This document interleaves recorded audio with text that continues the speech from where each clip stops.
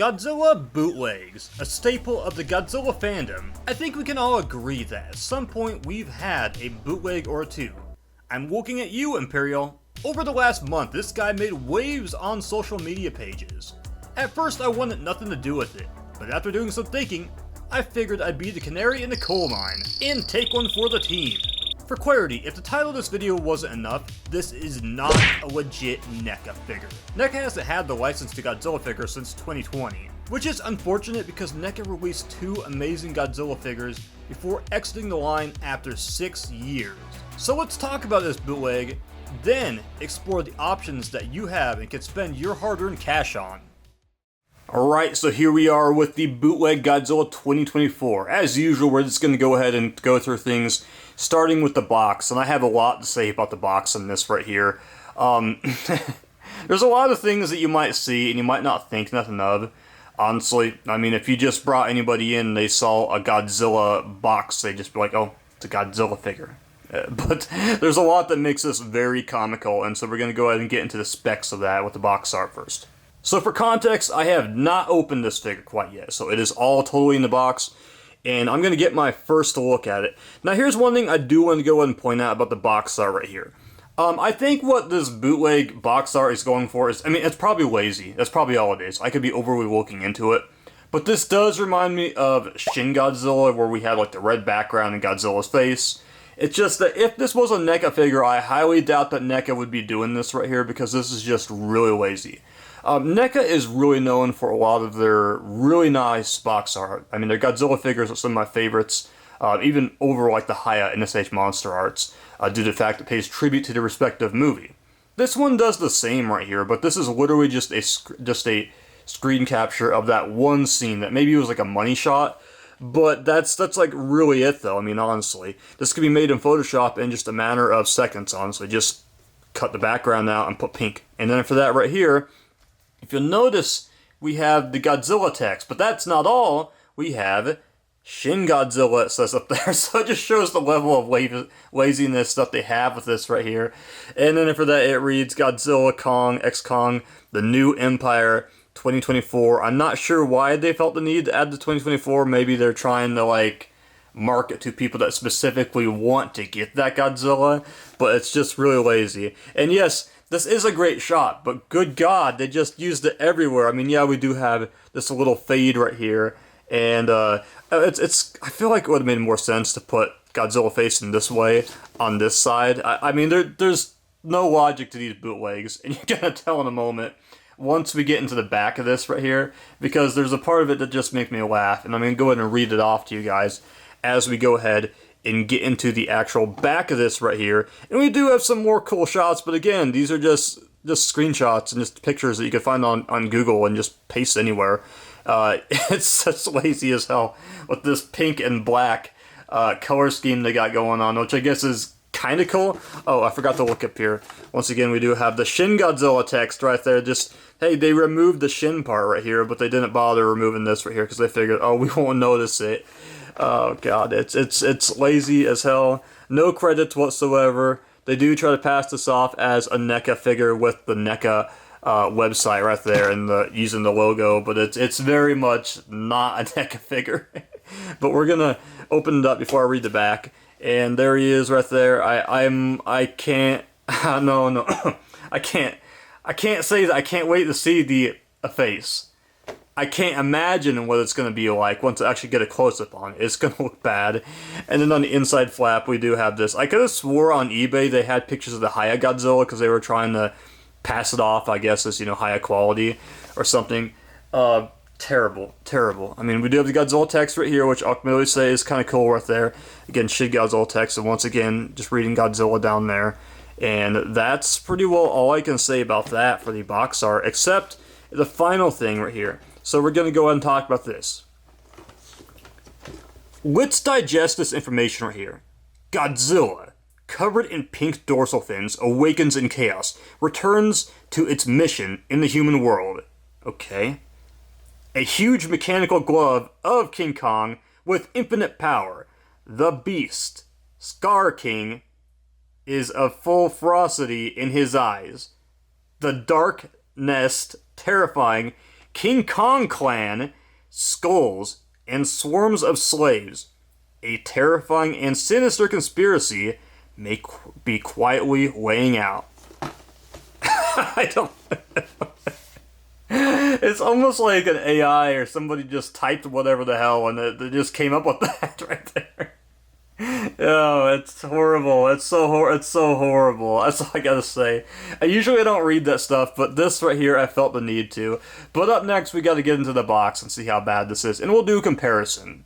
Now look, everybody, I want to make something clear. I fought for close to 2 hours trying to get this figure's tail on, blistering my hands, and I wasn't going to go any further. It's bad enough that I did it for 2 hours, but I figured I'd do it for you guys. After a while, I accepted this tail is not going in. This is clearly a quality issue when it comes to a bootleg, which is very common, but that doesn't mean that we can't take a look at this thing. And here we are, everybody. We are deep in the trenches with this one right here. We have Bootleg Neca Godzilla. Let's get a close-up of this face right here. It doesn't even match the body, honestly. Like, it's just really dark black, and everything else is kind of like this charcoal gray underneath this messy pink paint apps we have right here. I don't know what's going on with the jaw right here, but I mean, it looks like we've kind of got that, you guys know the meme with the kid's no chin that's like whispering things under his breath? That's what I think of right here. But the saddest part about all this is this wasn't like Neca was like brilliant, especially when it came to like the head or the teeth when it came to these Godzillas. It wasn't already kind of janky. Neca did really well when it came to a lot of the body of these figures. I mean, it was a great mold, the spines, the detail, but right here with this cheap plastic and these bad messy paint apps, it gets worse. And I do want to go ahead and point out also, when we're talking about the paint apps are so damn bad. One hallmark of any bootleg you're going to find is you will see the paint kind of smearing against the window. So let's talk about like the good right here I actually see in this right here, which is not a lot. I really do like this metallic bit that they got going over like the spines, and we also kind of see a little bit on the leg of Godzilla. This is very, very obviously a the Godzilla Atomic Breath variation, which I'll bring in the frame in a moment. And this just continues all out, though. However, though, it does not save this figure, though. I mean, it's kind of like, you know, when you're a little kid and you just throw glitter on glue because it looks cool. I mean, that doesn't change the fact that it's not that great, really, though. But, you know, your parents are like, oh, yeah, it looks fantastic, and put it on the fridge. That's how this guy is right here. I don't know what's going on up here. I mean, I noticed we have this, this white underneath the head right here. And when I look at a lot of this throughout, my first thought that comes to mind is if any of you guys have ever had bubble tape before, bubble tape, you get that chalkiness. It looks like some kid just took bubble tape and just stretched it out over their Neca Godzilla. That's like all I see right here when I see that. But it does utilize a odd black. I mean, it's almost like this was just painted entirely separate. And if you look on the side right here, you see some missed paint spots right here. Extremely janky throughout. And I do think it's kind of neat that they tried to maintain some paint apps in between like the scales of Godzilla. But really, though, it's just a mess. This is just an eyesore to look at on the shelf. And not this is an area you're going to be looking at, but I'm still looking at, like, quality right here and kind of grading this figure as I go in. And it just looks like this paint was just running everywhere on this figure right here. It's definitely, I mean, one of those things that I suppose, like, on the shelf, it might catch somebody's attention. But just look at this right here. Tell me what's wrong with what you see right here. And obviously, it's that head. That head is kind of like that midnight dark. It does not match the body. And for the tail right here, I think I destroyed a lot of the tail right here. I can't remember, but I probably scraped off a lot of that paint by trying to get this tail into the actual body right here. You can see some chips right here. Again, I can't remember if that was there before. It probably was. But this is the overall premises of this figure right here. And I'm sorry that I could not get this tail on right here. And I'm not going any further. Probably after this review, I bet you I'll probably get it figured out. I don't have a hairdryer on me or anything like that. So basically I tried the warm water trick. And I was expecting the paint apps to just lift off this figure because it's so cheap. But yeah, we'll go ahead and talk about the articulation next. Alright, so I'll keep this quick and simple when it comes to the articulation. Head, Can move it around right here. We have our neck articulation, which barely does anything. That's nothing new, because really though, these Godzillas, they had cuts that really you couldn't do a whole lot. You can't get up and down. Arms all the way around. And then for that, you have your elbows, which I'm actually surprised by how fluent this is right here. It's fluent enough. And then for that, by our wrist right here. And also, I just noticed we have a little bit of the plastic that's kind of sticking up right there on the hand. We have a cut joint on the body. And then for that, the legs just completely just swivel all the way around. And then for that, nothing. Well, kind of, but nothing really. And this was, again, nothing new all the way around. Same, I think that's pretty well everything for the main part. Onto the tail, we cut here. So we got 1, 2, 3, 4, and then for that, you would get to the tail segment if we could get that plugged in. And then for that, we keep on going. So we have a few extra. I'll count the extra. We have 1, 2, 3, and then 4, 5. So we have 5 extra for the tail right there, on top of what we already have on the main part of Godzilla. It's standard. It actually is very fluent, the articulation. I'm very surprised, but I'd be very careful because this plastic is much cheaper, so I'd anticipate the possibility, if you're messing with those arms too much, that it may break. So now it is figure face-off time, and we'll go ahead and see how it stacks up against the original, actual, legit product. So I went ahead and dug out both the accessories, and we'll put the Godzillas to the side real quick, and then for that we'll kind of go one by one and just kind of step into this right here. And here we are with the actual atomic breath pieces, well, the blast effect, I should say. Surprisingly, one thing about this one that does better is it masks the seams a bit better. Like, I mean, they're pretty obvious on this one, so I was actually really surprised about it. We're going to disregard the paint apps because, I mean, that's, you know, an obvious... Looking at the actual mold and just seeing how everything stacks up, though, as far as quality, though, you can tell this is a little edgy. Like, I can tell right here, just seems like it's a little edgy compared to, let's see if we can find that same side, which would be right here. So I think this was much cleaner, though, I mean, for obvious reasons, but that's that as far as the blast effect. So looking at the actual atomic breath, they have the same exact premises, basically their respective color, and then for that they are highlighted over with some metallic paint apps. Though this one does have more variation, because you can go ahead and see this one does have the white and transitions all the way into the blue, and it just kind of spirals on out, as to where this one is just simply just pink. So looking at the actual legit product of the Godzillas, basically here's the thing I want to say. While I did go ahead and admit that yeah, I do like the metallic paint apps this one does have, it's much better done on this one right here. Now, I'm not trying to shoehorn this review and talk about this figure specifically, but what I do want to say is it's majestic in a sense because, first of all, this mold looks much better and clean. Neca, I mean, just so much better with what they applied. The paint apps right here, you can really see this nice fade all the way down to the legs right here. And it actually looks like it's sensible when you actually look at the paint apps of this Godzilla. Not to mention, I do believe, like, hold on, let's get this in a frame right here. There's just something that's really wonky about the body of this one that just looks horrible. And the transition is not great when you look at this right here. I mean, it just kind of goes to like that pink fade and suddenly we're back to this really defined metallic out of nowhere. Same on the other side, except we have a few different extra streaks. It uses the same premises basically of that one. It's just this one opts to use basically a very chalky, pink, powdery, whatever we want to call it. This head right here makes no sense. And let's go ahead and get a comparison close up of both of our heads and you can tell the difference. Now, NECA figures were never perfect in a sense because basically I've always said that the jaws, the teeth, and the head could be a little janky. Where this guy gets away right here though, however, though, is probably because of the fact his eyes were just glowing, as to where you didn't have to worry about detailing the pupil. Now, here's the deal, essentially, what I want to go ahead and say for the last part of the actual review, because I do have more I'm going to talk about on the subject of Godzilla 2024 figures and what I recommend. This figure right here I spent about $30 on, and my whole intent with this video basically was to go ahead and break this down and show you what you potentially may be buying. So for example, if you're one of those people that's impatient and you don't want to hold out the wait for SH Monsterarts or Hiya, hold on to your cash because there is something much better on the way. $30, not great.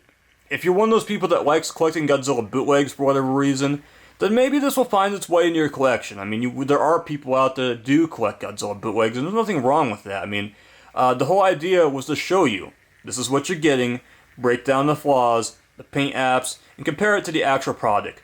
I also want to go ahead and say that if you do want a Godzilla painted pink with this mold, my advice would be to reach out to somebody online that's trustworthy that could commission you the piece, if that's what you want right there. So you could find somebody that does things possibly better than what Neca does, obviously much better than this right here.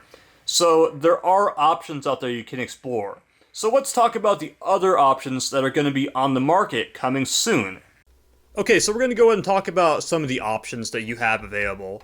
What I'm going to do is I'm going to make sure that any links are all in the info section, so please do check there. But first of all, we have the Hiya Godzilla. This figure right here is estimated to be out at the end of November 2024, and probably at most, you probably will be paying about, I'd say $60, so probably at cheapest, maybe there'll be websites offering like a pre-order discount from around like $47 to about $60, and that doesn't include like the shipping and handling or anything like that. This figure I think looks magnificent. It's the ideal one that I'm going to go with personally. Actually, I am going to get both, but if I were to get one, it's going to be this one. And Hiya, they really cooked with this one right here. I'll get to SH Monsterarts and theirs in a moment right here, but from every angle and the amount of detail, and from what we've seen from Hiya, a lot of their figures just look outstanding, like the mold of what they went through.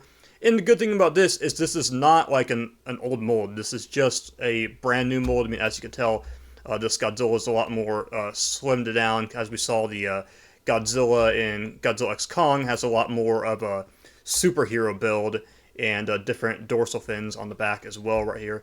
The only negative, though, is there are no accessories. And if you're looking for articulation that's similar to SH Monsterarts, you're not going to get it here. But for those that just want a Godzilla to represent this movie, this is going to be the one that I'm going to recommend, honestly. So we'll go ahead and talk about SH Monsterarts now. Alright, so SH Monsterarts has been pretty stigmatized lately. I mean, there was a lot of people that were a little iffy about this figure getting announced. I've seen jokes just going to repaint the Godzilla 2019. And no, we actually have a brand new mold. And there does seem to be some color variation I'm noticing right here. But first of all, the price difference, we'll go ahead and talk about that. This figure is looking to be around $140, so you might see around maybe possibly at like $160 at most.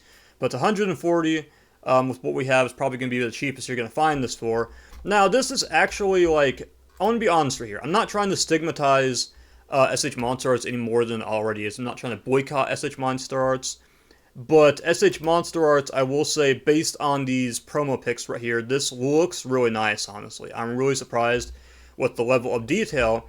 The only question, though, is it going to capture all that detail? Because we've seen some of this with the Godzilla -1 figure, which came out and was kind of missing a lot of the details. The paint apps were kind of janky. So, like right here, this looks magnificent. And we have so much articulation we can get out of this, so you can get that running pose perfectly, as we saw in the trailer. But we got to see the final product, though, so that's my only thing, though. There are things that I do feel like, let me go back real quick and find a good picture. I don't know if I'm crazy about the dorsal fins on this one in particular. I think that Hiya nailed it just a little bit better as far as that goes. It looks a little translucent, but I don't think that's fully the case, though, honestly. But overall, though, great mold. It's just pricey, and I'm curious now that I'm thinking in my head, does this have any accessories as part of it right here? Okay, so some optional hand parts in it has right there. But yeah, I mean, that's really it, though. So you're paying $140, and at this price point, you're kind of asking, am I paying for quality? And the paint apps better look as good. I think the paint apps on a lot of SH Monsterarts, the figures, do seem a little dull. I've talked about that with a lot of their like Mecha Godzilla, Mecha King Ghidorah, and they've done great when it comes to, say, like your classic Toho monsters, but the legendary, if this figure comes out and looks just like we saw in the promo pictures, this could be one of the best in recent years. And I do appreciate that it's just not like a charcoal gray. There is some color variation in it. So these are the two top options that you're going to have between Hiya and SH Monsterarts. And my question to you is, what do you think of the bootleg? And which are you going to buy between the Hiya or the SH Monsterarts figures? Or are you going to get both? Leave a comment, subscribe, let me know what you think.